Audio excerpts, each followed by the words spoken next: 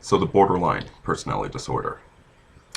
If you look this one up, it's the hardest to explain, or at least the psychologists have the hardest time explaining it.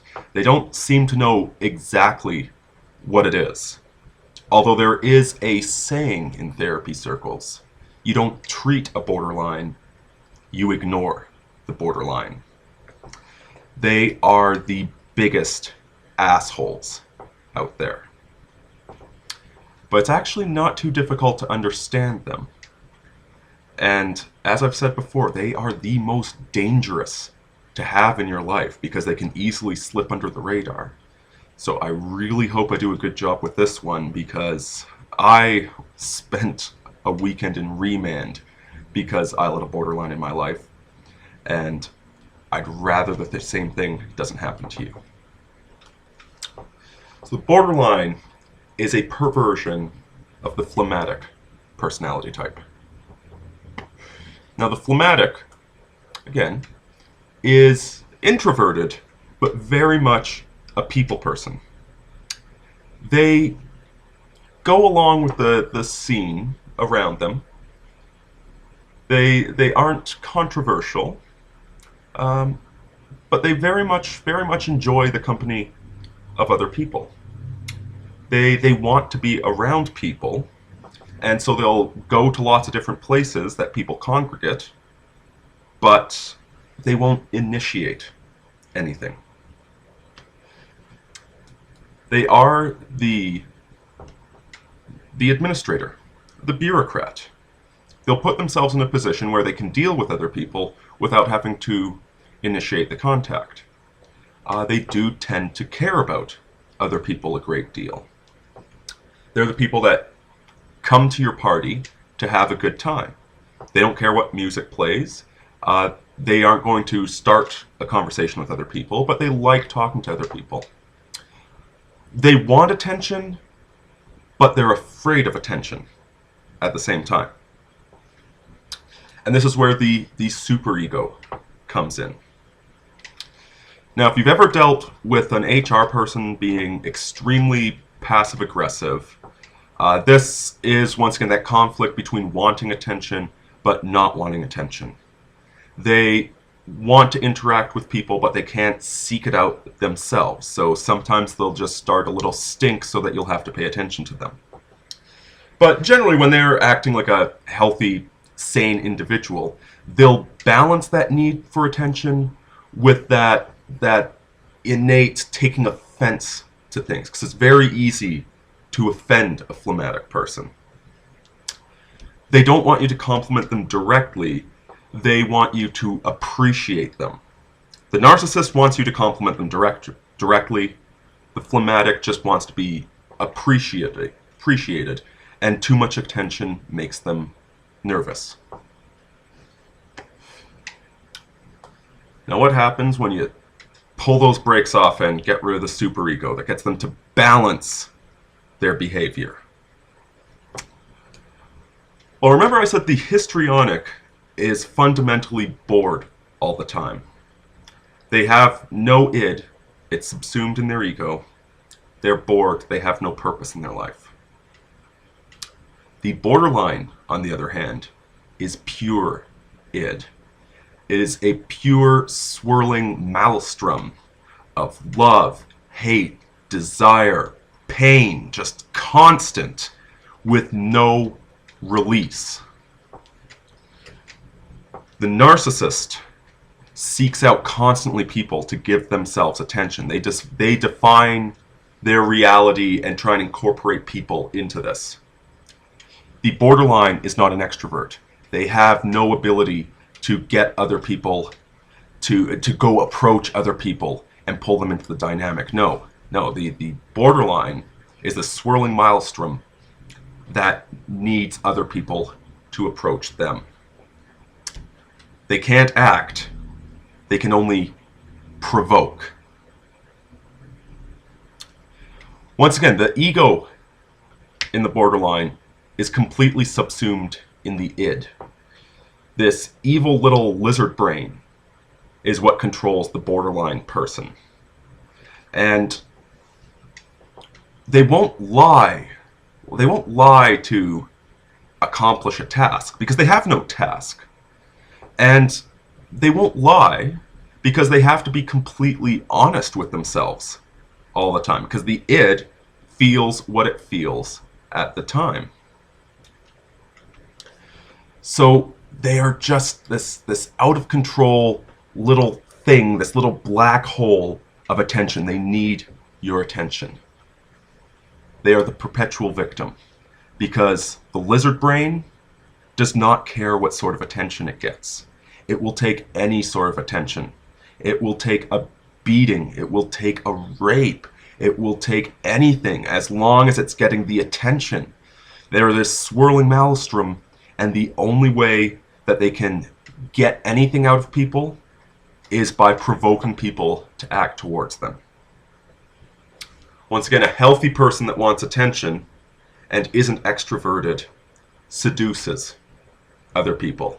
They show up at the party dressed nicely and stand there and wait for somebody to talk to them.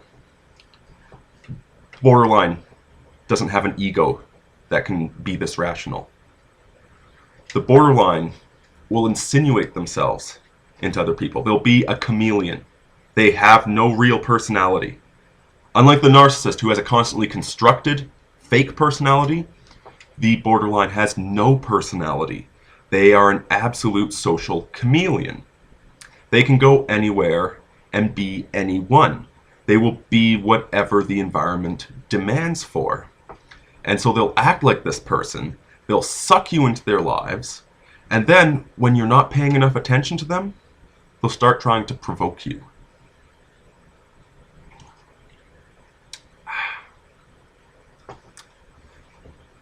See, they don't start violence.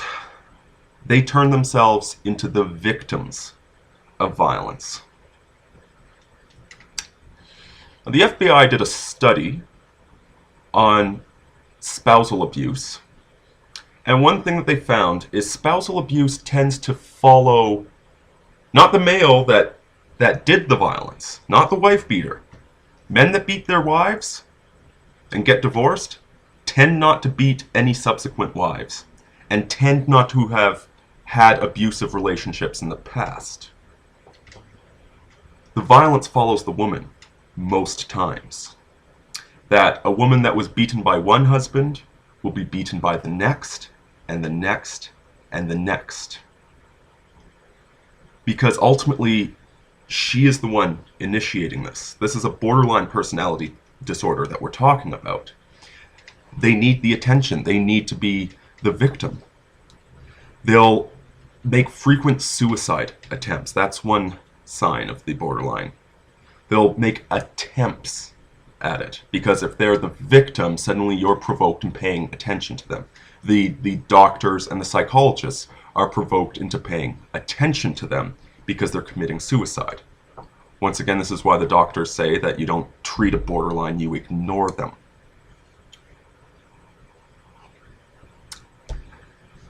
If you do let them into your life, they will take offense at everything that you do. And this is where it starts becoming really dangerous, because not only are they trying to provoke you into assaulting them, and thus risking a prison sentence, they're bringing you into the world of crazy. I've mentioned pareidolia before. Pareidolia is our innate urge to see patterns where there are no patterns. We see a bunch of mountains on the Martian surface and it looks like a face to us. Well, we're just as pre-programmed to assume that other people are real people with real emotions caused by real things. The borderline's emotions have no cause. They are pure swirling id. And so they will get angry at you for going out and getting the mail out of the mailbox without inviting them along. They'll get angry at you for not phoning them on a Saturday afternoon, because how are they supposed to know that you weren't dead in a ditch somewhere? Or whatever.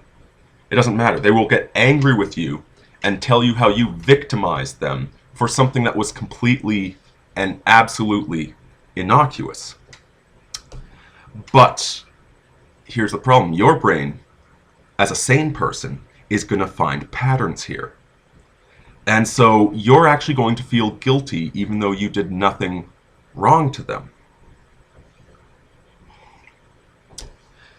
And soon enough, you start living in this cratered, chaotic world where you have no ability to judge what the impact of your own actions are. You become completely convinced that everything that you did that was so evil and cruel and wrong to this borderline person, you become convinced that you actually did do something wrong. And meanwhile, it just gets worse and worse with the borderline because they can never have enough attention. You going to work 8 hours to support them is a form of abuse because you're not giving them the attention they needed, because this is the week that their cat died a year ago and you should have taken time off work, and why didn't you already know that? And you feel like the asshole for not being there for them. They will cry and scream and wake you up in the middle of the night and argue with you and do everything they can to get attention. They don't care what sort of attention it is. And the only type of attention that you can trigger easily at any given moment isn't love. It's violence. And then, when you finally, after months of this mental abuse, when you finally start to put the pieces together and try and run away from this person, if they've realized that you're moving away and they can't claw their way back into your life, at that point, they find a new attention daddy. And if it's a woman, it's going to be the legal system. Doesn't matter what she thinks of cops. She doesn't care how the cops treat her. She wants abuse.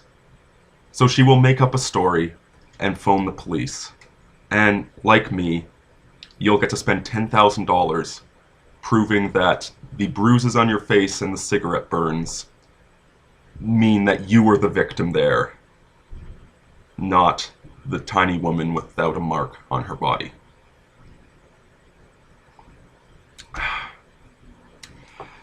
It took me a good year to become sane again. Maybe longer. Still dealing with a couple little issues from that. Because that's the crazy thing about the borderline folks, is that they pull you into this world where up and down and left is right. It's absolute insanity and pain and craziness and chaos. Because they're just this black hole of emotional nihilism without any real humanity overlying things. They have no ability to pull themselves together. The best you can do with a borderline is put them in a very, very structured environment where acting civilized gives them the only attention that they'll possibly get. The best you can do with them is train them like a Pavlovian dog not to act like a psycho. But the instant they get out of the mental institution, they're going to go psycho again. They'll be able to find somebody that will believe that they're a victim, and then the whole cycle starts anew. Victim defines the borderline. Eternal victim of circumstance who is never responsible and who will gladly tear up your world for the sake of feeding that little lizard that's inside there controlling their actions. No personality disorder really deserves the respect due a real person in my mind. They're all nothing but a TikTok automaton, wound up and going through society, causing havoc and pain and misery wherever they go, with no true ability to reflect upon themselves or their actions, and no cathartic value going on inside of them. But of all of them, the borderline is the most dangerous, because this is the one that will get inside your own head. Run away from these people. Do not let them into your lives. Hope that was useful for you folks, because these people are fucking dangerous. Take care of yourselves. Look out for your mental hygiene. Irini out.